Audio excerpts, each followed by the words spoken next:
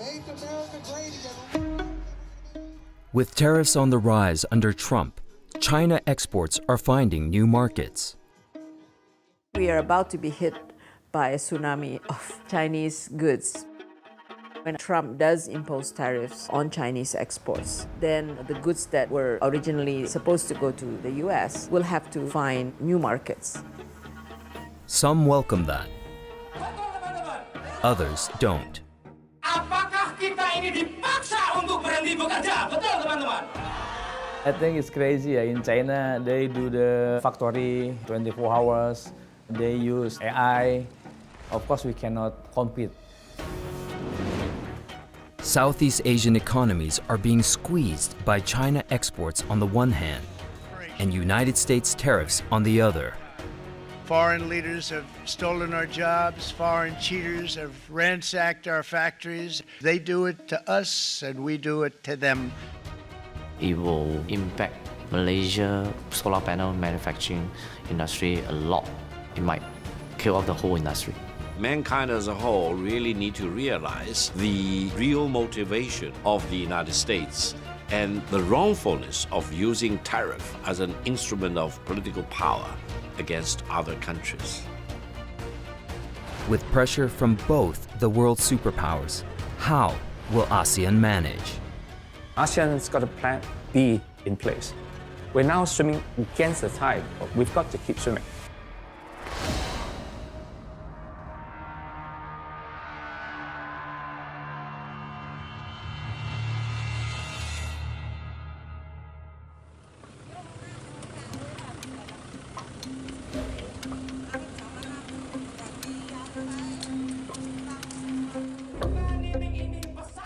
Things are not looking good for one of Indonesia's largest textile companies, Sritex. Black armbands worn by employees and management alike send a desperate plea: save Sritex. Maka kita akan melawan kepada mereka yang memaksa kita untuk berhenti bekerja di Sritex ini. Kita hanya ingin terus bekerja, teman-teman. Betul. Apa kabar Sritex?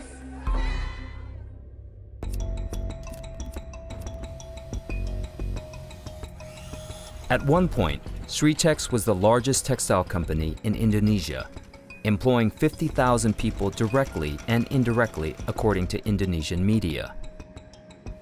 In 2020, the firm did nearly $1.3 billion in sales and posted a net profit of $85 million.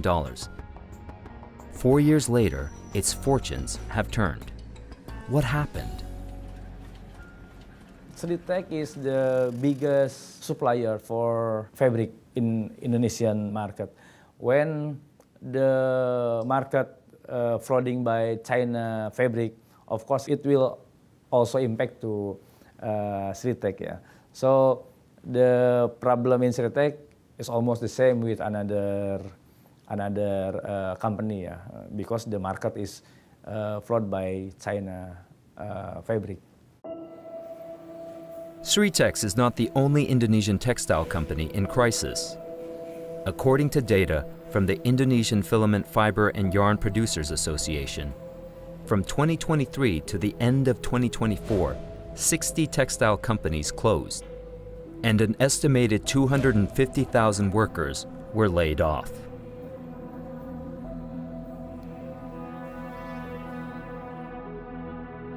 Banyak sekali pabrik-pabrik yang pailit. Pengusahanya tidak bisa berbuat apa-apa. Buruhnya merana sengsara, tidak dapat pesangon apa-apa. PHK, anak istrinya menganggur semua di rumah, tidak dapat makan apa-apa. The total workers that impact, we count about 800,000. 250,000 workers they lay off, and the rest is they stay at home. Some people they cut the work hours. Some company they cut the day they work. Yeah. It became to political issue. Yeah. Many of our parliament talk about this thing. Yeah. Also because the impact is not only in textile sector. Yeah. The impact in social and other sector also like logistic, also like housing and many sectors they impact this. The Indonesian textile industry is facing intense competition from China in two ways. First, in the domestic market. The price is very cheap. Yeah. China can sell with lowest price, I think because the dumping. We can look in US, in Europe, in Vietnam, in India. Yeah. Many China product, they impose the anti-dumping duty for the China product. Yeah. So I think all over the world is the same problem with the China dumping. Secondly, Indonesia's textile exports are also being challenged. We know that some brands like Mango, Zara, Nike, Adidas, H&M also, yeah, they have to cut the production in Indonesia because they have also to compete with China product in US and also in Europe. Yeah.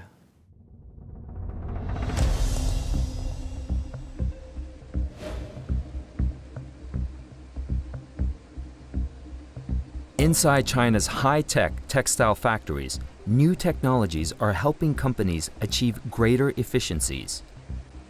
This company's digital upgrades enable over 400 smart high-speed waterjet looms to operate automatically around the clock. Any malfunctions can be quickly detected and resolved by humans using computer code instructions. No mechanical tools or human hands are needed.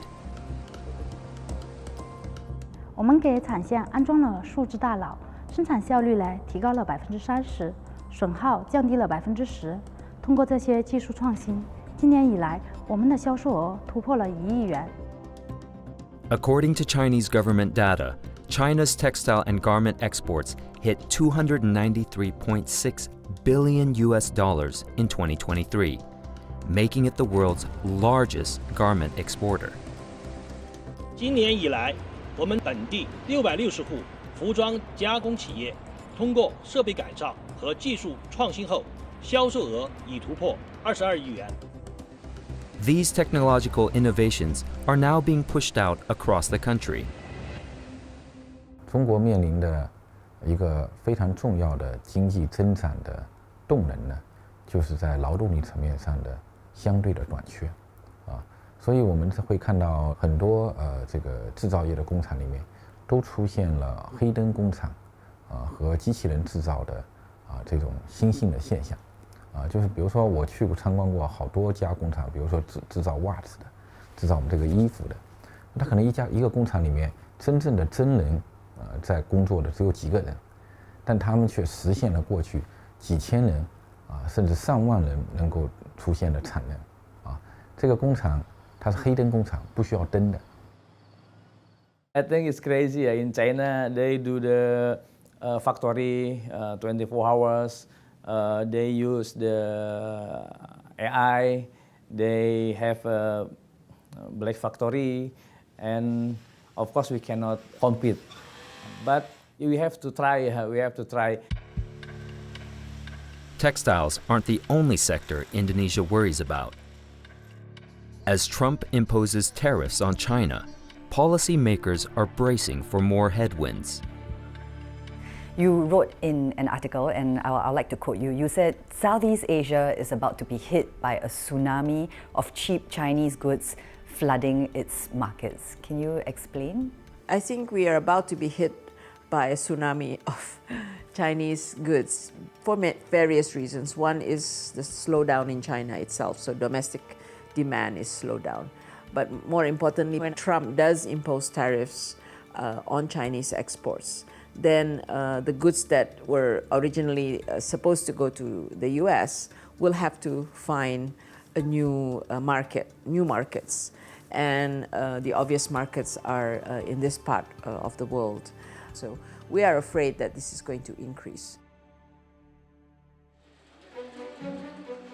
Whether in simple toys, homeware, party accessories, or in the high-tech arena of batteries, solar panels, or electric vehicles, China leads in all these industries and more.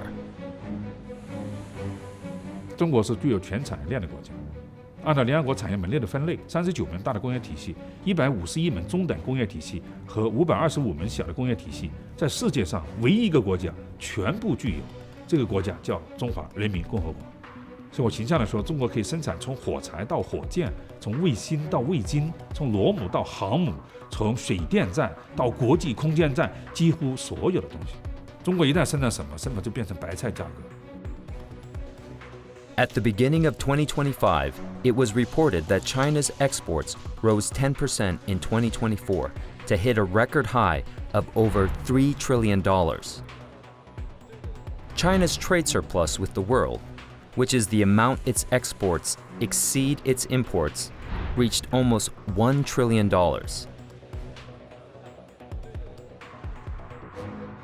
A New York Times article noted that, when adjusted for inflation, China's trade surplus last year far exceeded any in the world in the past century, even those of export powerhouses like Germany, Japan, or the United States. Chinese factories are dominating global manufacturing on a scale not experienced by any country since the United States after World War II. China has been accused of overcapacity, which I believe is a wrong term. I would say the better term is a great efficiency of the Chinese production, especially in the manufacturing area. Why? Because China has built up probably the best and the most extensive interconnectivity, highways, railways, seaports, you name it. Secondly, China has built up the most efficient and the most powerful electricity generation and transmission network. And thirdly, I think, which is rarely understood or analyzed by Western countries, is that the Chinese nation, in terms of the quality and the discipline of the workforce, is probably the most powerful workforce in the world. People in China prefer to work long hours. They want to work. They sometimes work more than one job. For many people in China, most of the people I know of have more than one job because they want to work, they want to perform, they want to make more money for their family. So the Chinese productivity and the efficiency are not because of what some Western countries accuse China of, for example, dumping goods to other countries, etc. It is because of the very unique and special combination of factors now available in China. The United States of America, countries like Great Britain, for example, they deliberately choose to focus on finance rather than manufacturing industries, because they thought manufacturing industry is dirty, is pollutive, is labor intensive, etc., etc. They came up with all excuses to get rid of their own manufacturing industries. China made the right decision to focus on manufacturing jobs to the extent that we believe without manufacturing, you really cannot achieve sustainable wealth for the nation.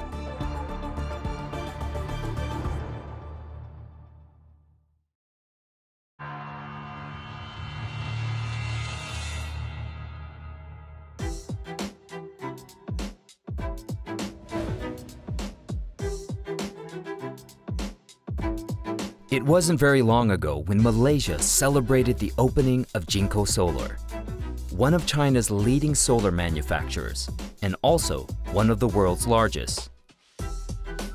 In 2015, Jinko Solar spent $800 million to build a state-of-the-art manufacturing facility in Penang.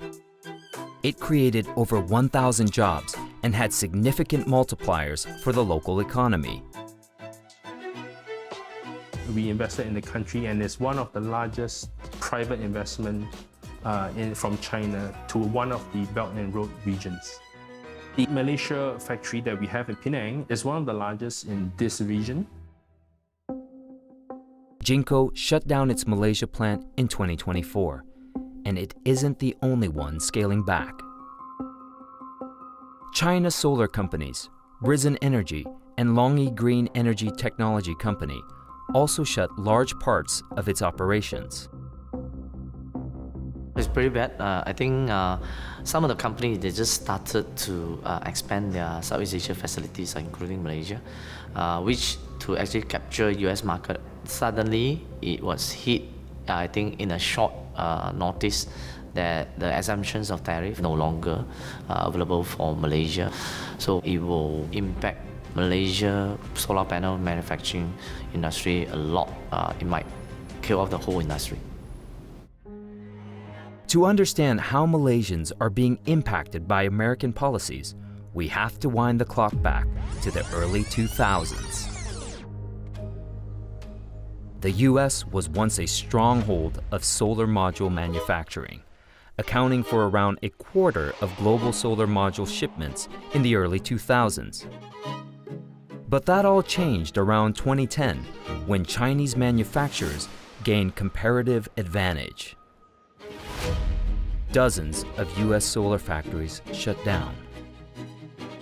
The Biden administration tried to rebuild the US solar industry with generous subsidies from the Inflation Reduction Act, which channeled $430 billion to clean energy industries. In November 2024, the same administration announced tariffs on solar imports from Southeast Asia of up to 271%, citing reasons of anti-dumping and anti-subsidy. These tariffs expanded further under the Trump administration. Solar manufacturers in Southeast Asia are almost all from China, as Chinese companies possess unrivaled technological advantage. Now, some US politicians are saying that Chinese companies are using Malaysia as a cover to dump cheap solar panels in the US. What's your view on that? I think it's quite political, and there has been always this accuse since the beginning. The actual value that Malaysia should bring to add value into this manufacturing process is, the example, the silicon wafer is coming from China. Then you need to process it to become a final solar panel. There are a lot of semiconductor process need to apply into making the wafer into the cell, and then making into assembly and test assembly into working solar panel. So there are still many processes involved that Malaysia workforce can add value. I don't think it's fair to say that product is still made in China, because a lot of manufacturing process, a lot of test assembly manufacturing process, source of material already being localized. These factory closures aren't just happening in Malaysia. Chinese solar manufacturers also announced shutdowns of their plants in Vietnam and Thailand. Tariffs on solar panels started before Trump, and really a tragic story in several ways. One, the technology actually came from America. Chinese have learned to do it cheaper and pretty high quality. And that actually has been the formula of why the world since the end of the Cold War has gone through a boom of consumer goods. America inventing, China learning how to produce, manufacture with other Asian countries cheaper. That's benefited so many people. And solar panels, of all things facing climate change, don't you think the world would benefit from cheaper but good solar panels? So it's a tragedy of both consumerism and for the climate. Experts point out that while some industries are worried that China exports are putting them out of work, US tariffs have an even more detrimental impact. Well, people around the world are crunching numbers right now after President Donald Trump unveiled a range of tariffs on imports into the U.S. Dominating the list are many from the Indo-Pacific. China faces a 34% reciprocal rate. Now, this is on top of an existing 20% tariff, taking the total to 54%. In Southeast Asia, Cambodia tops at 49%, followed by lower rates for Thailand, Indonesia, Malaysia, and the Philippines. While some exemptions partially shield semiconductors, which is Malaysia's largest export category to the United States, nevertheless, these new tariffs will still adversely impact many of our Malaysian industries, including textiles, furniture, rubber, and plastics. Trump sees my deficit huge, therefore, to make America great again, I've got to bring that number down. This actually is quite false thinking. But we need to assuage this by having China and other ASEAN countries who have a surplus America start to figure out, how do I buy enough American goods?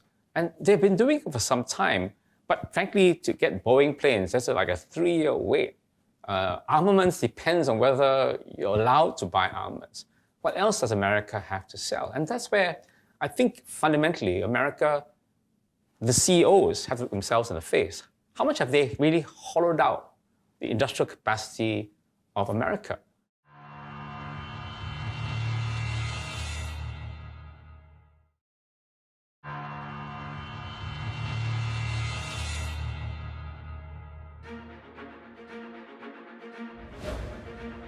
Rayong, Thailand is known as the Detroit of Asia. Over the last 40 years, Japanese investors have poured over $1 billion into the area, building a formidable car export sector driven by Japanese auto brands, and transforming Thailand from this to this over the course of 4 decades. Thailand became Southeast Asia's largest car production hub, and its auto industry was a key driver, elevating its economy to middle-income status.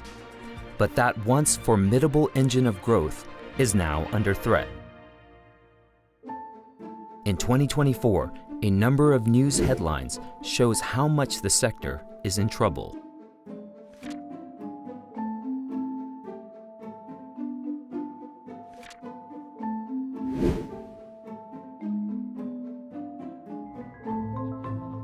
Associate Professor Kriangkrai Techakanon has been studying the Thai auto industry for more than 24 years. In 2012, in Thailand, used to produce 2.4 million, but last year just 1.4 million. That's a difference of about 1 million cars, so it must have a lot of impact on all the different car makers. Sure. Last year, Subaru, Suzuki decided to withdraw from Thailand, and this year Nissan will close 1 factory. Thailand's automotive production contracted nearly 30% in 2024.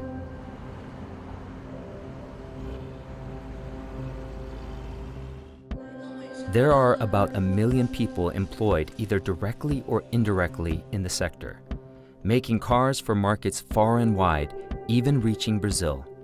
So, what happened? The Thai auto industry export a lot since 2004, and the export is throughout several regions in the world, like including the big market is Australia, because we export a lot of pickup trucks there, and then in Asia, in Africa, and also some portion to North and South America. The entrance of the BYD and other Chinese EV makers to the world market, it has become adopted by several countries. So those countries are also the destination of Thai export. So once those demands were fulfilled by the new type of vehicle, the demand for the Thai export become smaller. Chinese car makers have been accused of overcapacity. Take the electric vehicle sector. It is a crucial industry for the clean economy with a huge potential in Europe. But global markets are now flooded with cheaper Chinese electric cars. Thai and Japanese automakers aren't the only ones feeling the pressure. China's wave of EV exports is being blamed for factory closures in Europe and for hurting the profitability of US car makers. China disagrees with these views. Globally, green capacity is not excessive, but in dire scarcity. The problem now is not overcapacity, but over-anxiety. Here in Thailand, as some Japanese car factories shut, new ones from China have opened. In business tonight, Chinese automaker BYD has opened its first electric vehicle plant in Thailand as part of the company's push to expand its reach into Southeast Asian markets. The $490 million plant has a capacity to build 150,000 vehicles a year, with key components such as batteries to be assembled locally.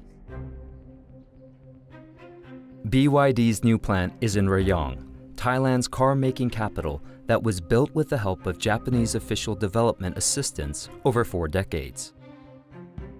The BYD plant has a size of almost 132 football fields. Cars made here are for export as well as for the Thai market.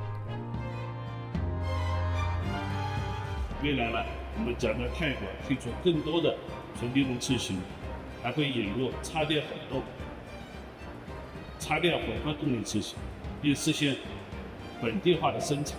我们期待为泰国带来先进的新能源汽车技术，推动泰国汽车产业链的转型升级，助力泰国制造风靡东南亚，走向全世界。 BYD said their factory created 10,000 jobs in Thailand. Thailand hopes to build on their existing auto industry know-how and become an EV manufacturing hub. This factory is an important boost to those national goals. เชื่อมั่นว่าโรงงานแห่งนี้จะเป็นก้าวแรกของ BYD ในการผลิตรถยนต์พลังงานใหม่ที่ประเทศไทย และเป็นก้าวสำคัญของการเป็นศูนย์กลางการผลิตยานยนต์แห่งอนาคตเพื่อส่งออกไปตลาดอาเซียนและประเทศต่างๆตอบสนองนโยบายของรัฐบาลในการเดินหน้าเศรษฐกิจไทยไปพร้อมกับการนำพาประเทศไปสู่สังคมคาร์บอนต่ำ Some Japanese car factories have shut down, while some Chinese car companies have opened up. Do these new investments bring enough jobs to make up for the job losses that has occurred? When the EV makers like BYD and others that they want to expand and they operate in Thailand, the number of jobs that will be created, I think it will not cover because of 2 reasons. The first is they are just starting their production. It has not yet reached its full scale. So the number of employment will not be high at this stage. And the second is about that technology. The operation would be more automation. It requires less parts, so it requires less coordination with the local supplier. Because of this, I think the number of employment that will be created may not be sufficient with the job loss. The nature of the EV manufacturing process is just more robotics, less people, less parts and processes. So there'll never be a one-for-one in terms of job creation. Over 1,700 local small-medium enterprises supply the Japanese automakers in Thailand. Many are thinking hard about reinventing their businesses to remain relevant. The car is no longer the car that we used to drive. It becomes electronics device and also some entertainment. My son just bought a EV, BYD, and that's the first time I learned how the new generation they are thinking, how they view the car. This completely changed, and now it's like everyone is struggling how to survive.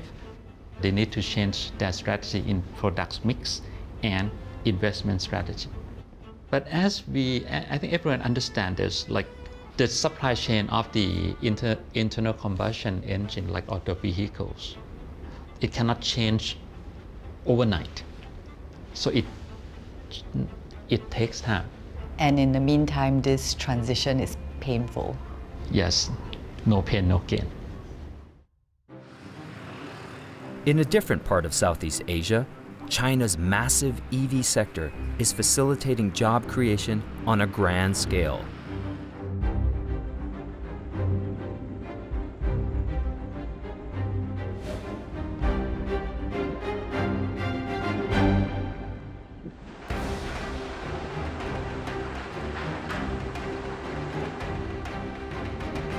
All this used to be forest about a decade ago. Now Sulawesi is the world's top production center for nickel. That is the critical ore that goes into the making of batteries in these Chinese EVs. Here, in this remote part of Indonesia, Chinese companies dominate. 越来越多的矿业公司关注到我们的镍的这块的一个矿业和汲取。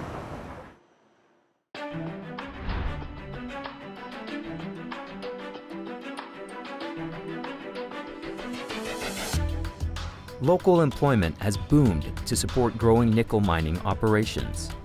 In just one industrial park, Morowali, 200,000 jobs have been created. According to a report from American think tank Carnegie Endowment for International Peace, the output of the workers in Indonesia supply 9 factories, accounting for over 40% of the global production of EVs.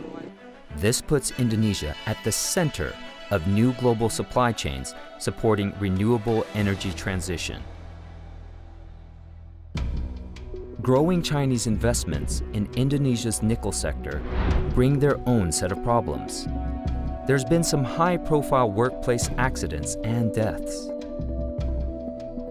Deforestation is also a perennial concern. Do you think that the benefits of the nickel industry outweighs the costs of the environmental degradation brought by that industry? I think it's very important questions, yeah.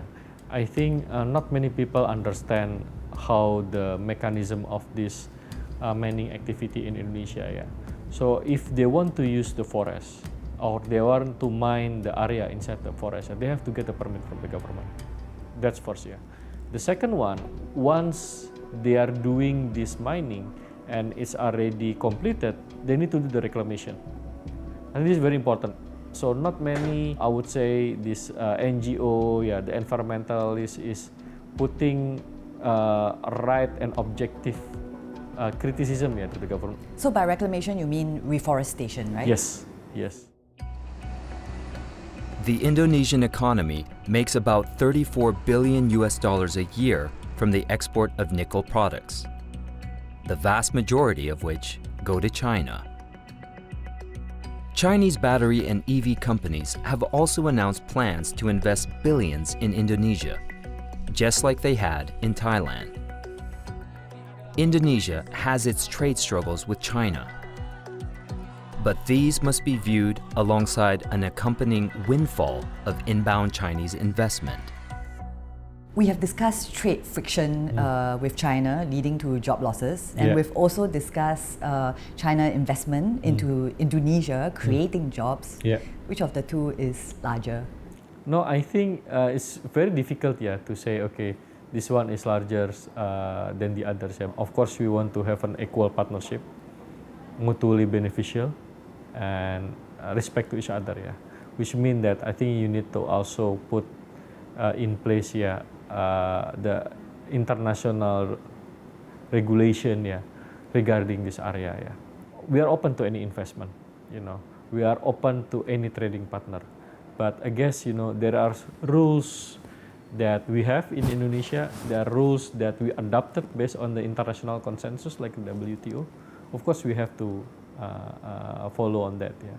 So, if there is a unfair trade, yeah, implemented by some countries, yeah, and it's create a problem, job losses in Indonesia, of course we have to take action.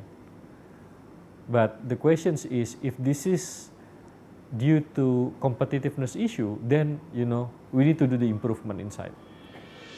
China is very eager to promote FDI into other countries, and traditionally, for many years in a row, ASEAN countries have always attracted the largest amount of Chinese overseas investment for a variety of reasons. Proximity is one reason, and we have free trade agreement between us, and we have a lot of historical pleasant relations between and among us, you name it. So I think in the coming decades, China will be a very important trading partner and also provider of capital and also provider of new technologies, technological know-how, and expertise. But on the other hand, between any two major economic blocks, for example, China versus ASEAN, there are always some unpleasant experiences or failures, for example, or lack of success, disappointments, etc. These are natural. Don't be surprised if they happen, but the wisdom is always try your best to come up with ways to overcome these negative things and focus on the megatrend. Focus on the positive upside, and the positive upside between China and ASEAN is, using a traditional Chinese term, unlimited. There is no limit to the upside of China-ASEAN cooperation.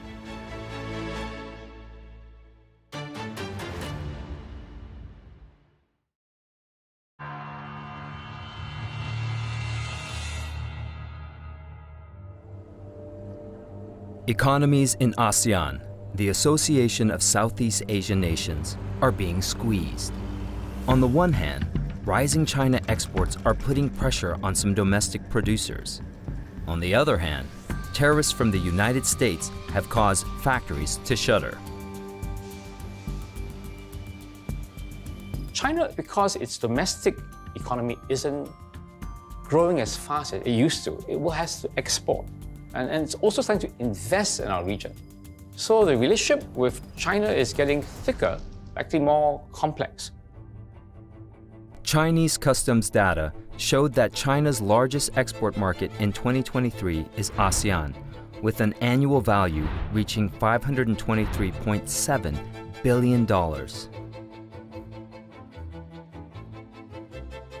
Aided by apps like Lazada, which is owned by Alibaba, and Chinese e-commerce giants like TEMU and SHEIN, Southeast Asia has seen an increase in imports of all sorts of low-cost Chinese-made goods which compete with local manufacturers. Vietnam suspended the operations of TEMU in December 2024. Thailand, meanwhile, has identified 58 products, including steel and furniture, as targets for anti-circumvention duties. The government has also proposed imposing tariffs on Chinese steel. To manage low-cost imports and protect local manufacturers, Thailand also introduced a 7% value-added tax on imported goods below $40. This move led to a 20% reduction in imports in this category, mostly from China. Malaysia is also strengthening its anti-dumping legislation. China is obviously an export powerhouse. We have been beneficiaries of that in the sense that the range of products that Malaysian consumers can buy has been growing. But I think the speed or the volumes that we have been seeing over the past couple of years has been increasing at a very significant rate.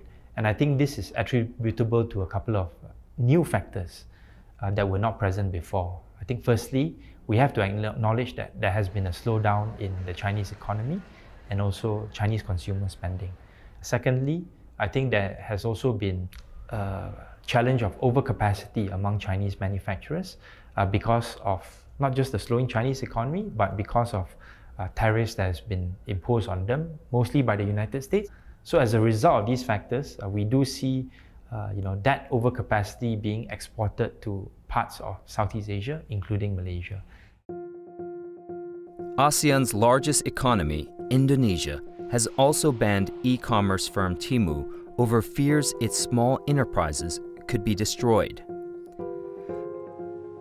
The Indonesian government has said it was looking at imposing duties of up to 200% on some Chinese imports. E-commerce is the megatrend. It will really change and shape and reshape the way commerce will be done in different parts of the world. There will be pains. Many of the smaller and the medium-sized vendors may be under a lot of pressure. Many people may lose their jobs. Many factories may need to be reoriented, for example. All these are costs that will be incurred whenever you have a huge revolution or technological breakthrough. And for the ASEAN countries, rather than closing the door to highly efficient e-commerce platforms or applications, maybe the better way is to understand the change in doing business, in how commerce is being done, and embrace those platforms and applications that you may eventually choose with the purpose of increasing efficiency and productivity, lowering the price for the consumers, and eventually making living standards more affordable and quality of life more prevailable for as many people as possible. I don't think it is worthwhile to pick a fight with the emerging technologies. We need to work together with ASEAN to have a dialogue or have an engagement with China to say that, we are worried about this influx of goods and that we should discuss it openly to see what are the solutions that we need to have. I mean, I remember going through this when I was Minister of Trade. In the same issue we faced with the China-ASEAN free trade area. And the conclusion was, okay, we need to increase investments of China here to produce here. So I still think that's a valid argument. But now we have we should come together as ASEAN. And I think the world has changed since 15 years ago. There's now e-commerce, there's a lot more other opportunities that can actually help SMEs to be part of the ongoing trade and investments that are going on between ASEAN and China. But I do think we as ASEAN need to come together to, it's better for us to do that, to face China. It is not just in Southeast Asia where there are concerns around Chinese exports. Chile, Mexico, Brazil, and India have all imposed anti-dumping measures on some Chinese exports. The United States of America is the biggest export market for ASEAN economies. In 2024, the U.S. overtook China as Southeast Asia's largest export market. But access to that market is under threat in the current Trump administration. How can Indonesia deal with an increasingly protectionist USA? I would say we have a solid plan. I cannot tell you, but I think I'm quite confident we have a solid plan, yeah. We won't go into your solid plans, but can you tell us a bit more about how Indonesia is trying to diversify its trade partners and deepen its trade relationships with other countries? We are now have a ongoing discussion with EU on the comprehensive economic partnership.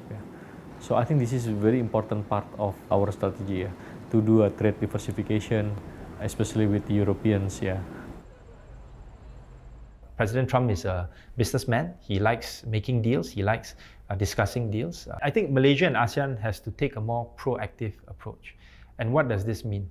I think this would entail Malaysia putting certain value propositions or preparing certain value propositions that we can put forth to the Trump administration. So, for example, to show that Malaysia can be a good player in the critical mineral supply chain, of which there are sources in Malaysia that can be procured. We already have a critical minerals processing plant in Lynas. We should be, I think, open to more investments in this area. China placed export restrictions on rare earth elements on the 4th of April 2025 as part of its response to U.S. tariffs. 7 categories of rare earths were placed on an export control list. These are crucial elements needed for defense and technology. Several countries in ASEAN have large rare earth deposits and have repeatedly said that they are open to investments from all countries in this space. The commitment from Indonesia is that we want our product to be freely sold to any countries. With so much pressure from both the world's superpowers, should Southeast Asia be optimistic about economic growth in 2025? I believe we are quite resilient in sort of navigating the headwinds that are, a lot of it is external. We need to focus, if we can focus on our domestic homework, and we have the domestic market as a base for our growth, and if we can use our domestic resources to increase the efficiency and competitiveness of Indonesia and create jobs, I think we will still be able to grow at 5%. I'm cautiously optimistic about Malaysia and also ASEAN's growth trajectory in the next 5 to 10 years.